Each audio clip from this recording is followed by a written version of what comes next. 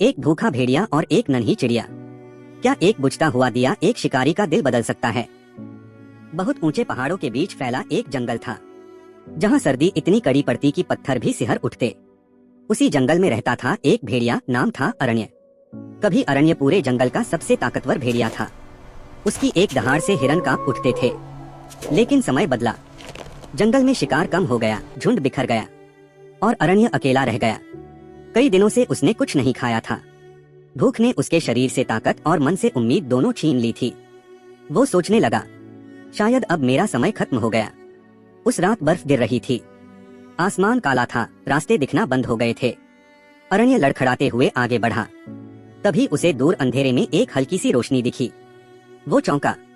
जंगल में रोशनी धीरे धीरे पास पहुंचा तो देखा एक नन्ही चिड़िया कांपते हुए अपने छोटे पंखों से एक बुझते हुए चिराग को बचा रही थी। भेड़िया हंसा, कमजोर हंसी।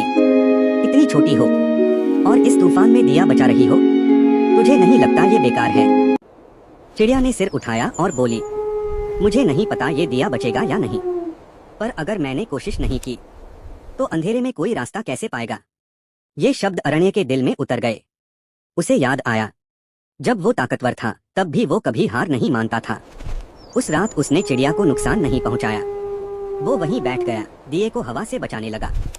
सुबह हुई, बर्फ थमी और उसी रोशनी की वजह से अरण्य को पहाड़ी के नीचे उतरने का रास्ता दिखा। रास्ते में उसे एक घायल हिरन मिला।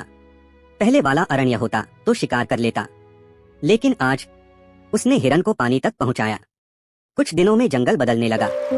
जानवरों को महसूस हुआ, अब भेड़िया सिर्फ शिकारी नहीं, रक्षक बन गया है।